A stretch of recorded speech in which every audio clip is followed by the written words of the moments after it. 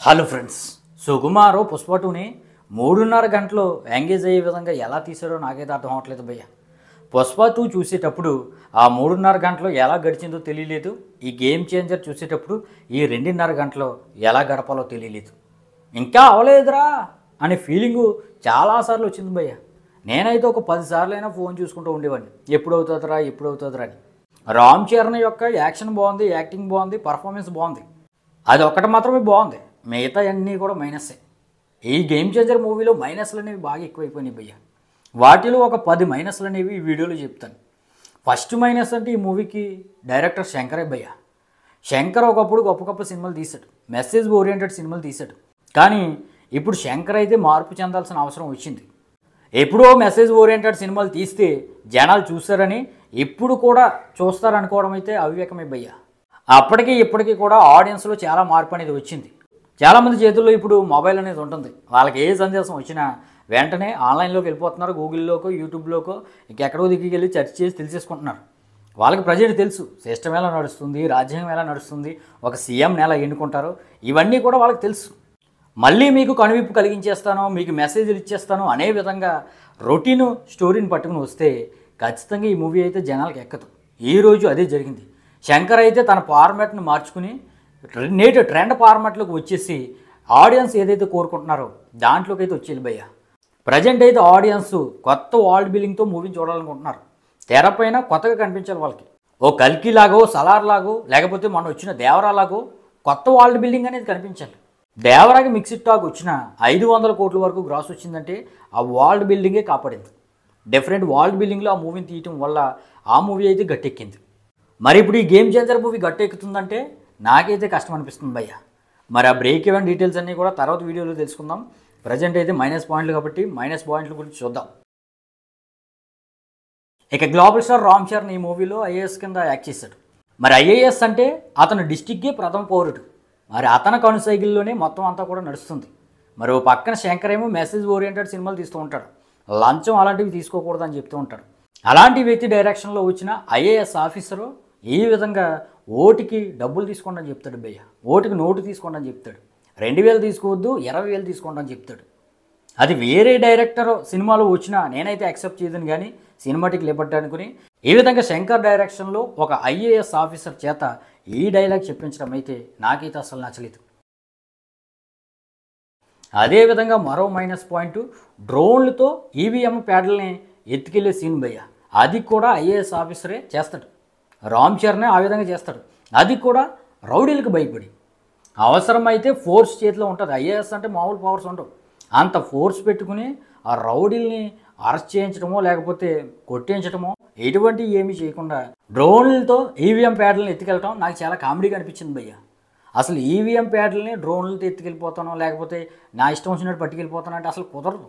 దానికి చాలా సెక్యూరిటీ ఉంటుంది. పగడబందీగా అన్నీ ఒక్కసారి పట్టుకెళ్ళాలి. మరి నాకు ఈ షాట్ అయితే శంకర్ మార్క్ అనిపించలేదు అసలు. ఇక అదే విధంగా మరొక మైనస్ పాయింట్ కౌంటింగ్ దగ్గర ఉంటుంది భయ్య. మరి కౌంటింగ్ దగ్గర జేసీపీలతో వీళ్ళని వచ్చి నానా బీపత్యం చేస్తుంటారు. ఒక రాష్ట్ర ఎలక్షన్ కౌంటింగ్ జరుగుతుందంటే అక్కడ సెక్యూరిటీ మామూలుగా ఉండదు భయ్య. గీత దాటి ఎవడైనా పర్మిషన్ లేకుండా అడుగు పెడుతున్నాడంటే నాయకునైనా సరే కాల్చి పారేస్తారు. అంత సెక్యూరిటీ ఉంటుంది. అంత సెక్యూరిటీ మధ్య జేసీపీలు వేసుకుని వీళ్ళని వచ్చేసి నానా గందరగోళం చేస్తుంటే అక్కడ మాత్రం రామ్ చరణ్ రౌడీలు పెట్టి మళ్ళీ తిరగ కొట్టించడం ఇవన్నీ కూడా చాలా కామెడీగా అనిపించింది భయ్య. అది కూడా శంకర్ సినిమాలో ఎంత కామెడీని అయితే నేనైతే ఊహించలేదు. ఇక రామ్ చరణ్ యొక్క మదర్ అంజలి చాలా దారుణంగా చనిపోయినట్టుగా చూపించాడు భయ్య. తన కన్న తల్లినే కాపాడుకోలేని ఐఏఎస్ ఆఫీసరు ఈ విధంగా రాష్ట్రాన్ని, దేశాన్ని, జిల్లాని, ప్రజల్ని ఏం కాపాడుతాడు అనే విధంగా డౌట్ కూడా వస్తుంది. అసలు ఆమె తల్లిని ఆ విధంగా చంపాల్సిన అవసరమే లేదు. గట్టిగా చెప్పాలంటే ఆత్మహత్య చేసుకుని చనిపోతుంది. మరి శంకర్ మార్క్ సినిమాలో ఈ విధంగా ఆత్మహత్య చేసుకుని చనిపోయినట్టుగా చూపించడం అంటే చాలా హాస్యాస్పదంగా అనిపిస్తుంది నాకు. కార్తిక్ సుబ్బరాజ్ భయ్య.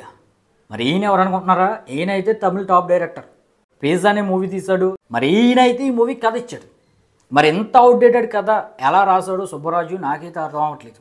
మరి ఎంత అవుట్డేటెడ్ కథని సుబ్బరాజు రాశాడు. శంకర్ దీన్ని ఎలా తీసుకున్నాడో నాకైతే అర్థం అవ్వట్లేదు.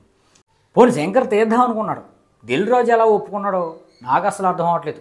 మన రామ్ చరణ్ కూడా మరి స్టోరీ సెలక్షన్ బాగానే ఉంటుంది. మరి ఆయన కూడా ఎలా ఇంత ప్రెడిక్టబుల్ స్టోరీని ఒప్పుకున్నారో నాకైతే అర్థం అవ్వట్లేదు. ఇక ప్రెడిక్టబుల్ స్టోరీతో మూవీ తీశారు భయ్య. మరి ఈ మూవీలో వచ్చే కామెడీ ట్రాక్ అయితే మాత్రం మైనస్ పాయింట్ కింద చెప్పవచ్చు. ఆ కామెడీ ట్రాక్లో ఎక్స్పెషల్లీ సునీల్ని భయ్య ఇలా సైడ్గా వెళ్తాడనే విధంగా సైడ్ సర్చ్ అనే క్యారెక్టర్ని చూపించారు. ఇదైతే నిజంగా క్రింజ్ అనిపించింది. అలాగే మరొక మైనస్ పాయింట్ లవ్ ట్రాక్ భయ్య. మరి ఈ రోజుల్లో లవ్ ట్రాక్ మూవీలు అయితే ఇంత పెద్ద పాన్ ఇండియా హీరోకి మప్పవు. అవి చిన్న హీరోలు, ఒక మాదిరి హీరోలు ఓన్లీ లవ్ స్టోరీని తీస్తే ఎక్కుతుందేమో కానీ ఏ విధంగా కమర్షియల్ మూవీలో లవ్ ట్రాక్ని ఇరికించి అదేదో పెద్ద ఫ్లాష్ బ్యాక్ కింద చెప్తే భయ్య వినటానికైతే ఆడియన్స్కి అంత ఓపిక అయితే లేదు ప్రజెంట్. మైనస్ పాయింట్ అంటే సాంగ్సే భయ్య. సాంగ్స్కి అసలు అంత బడ్జెట్ ఎందుకు పెట్టారు, ఎందుకు పెట్టాల్సిన అవసరం వచ్చింది అనేది మనకి బిగ్ క్వశ్చన్ అనమాట. అసలే తలకాయ పోటీ వచ్చేస్తూ ఉంటుంది ఈ మూవీని చూస్తున్నంతసేపు. వచ్చిన సీనే వచ్చేస్తూ ఉంటుంది, ప్రెడిక్టబుల్ సీన్స్ నడుస్తూ ఉంటాయి. ఈ మధ్యలో ఈ సాంగ్ వస్తే ఇరిటేషన్ వస్తుంది భయ్య. ఆ సాంగ్ చాలా కలర్ఫుల్గా ఉంటుంది, ఆ కలర్స్ కూడా మన కళ్ళుకి చాలా తలకాయ పోటీ రప్పిస్తాయి. మరి ఈ విధంగా ఈ సాంగ్స్ అయితే చాలా మైనస్ కింద నాకైతే అనిపించింది. మరి ఓటీటీలో సరదాగా యూట్యూబ్లోనూ సరదాగా సాంగ్స్ ఓన్లీ సాంగ్ చూస్తే పర్లేదేమో కానీ ఏ విధంగా సినిమా మధ్యలో స్పీడ్ బ్రేకర్ కింద ఈ సాంగ్స్ పెట్టడం అయితే నాకైతే నచ్చలేదు. ప్రత్యేకించి ఈ రొటీన్ రొట్టగొట్టుడు స్టోరీలు ఈ సాంగ్స్ మరీ అడ్డంగా కనిపిస్తాయి అన్నమాట. ఇక ఫైనల్గా ఫ్లాష్ బ్యాక్లో అప్పన్ క్యారెక్టర్ అయితే వస్తుంది భయ్య. ఆ క్యారెక్టర్లో రామ్ చరణ్ అయితే జీవించేశాడు, కానీ ఎమోషన్ అయితే ఫుల్గా మిస్ అయిపోయింది. ఆ అప్పన్ క్యారెక్టర్లోనే కాకుండా సినిమా మొత్తం కూడా ఎమోషన్ అనేది మిస్ అయిపోయింది.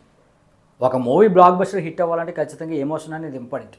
ఎమోషన్ లేని ఏ సినిమా కూడా హిట్ అనేది అవ్వదు. మరి ఈ మూవీలో ఎమోషన్ మిస్ అయింది, రొటీన్ స్క్రీన్ ప్లే అయిపోయింది. ఇక హీరోకి వీళ్ళ మధ్య కాన్ఫ్లిక్ట్ అనేది చాలా బోరింగ్ ఉంటుంది, వచ్చిన సీన్లే మళ్ళీ వచ్చినట్టు కనిపిస్తుంది. ఇవన్నీ కూడా గేమ్ చేంజర్ మూవీకి అయితే మైనస్ పాయింట్ల కింద చెప్పొచ్చు భయ్య. మరి మీరు కానీ మూవీని చూస్తే మీకు ఏవేవి మైనస్ పాయింట్లు అనిపించినాయి అనేది కింద కామెంట్ అయితే చేయండి.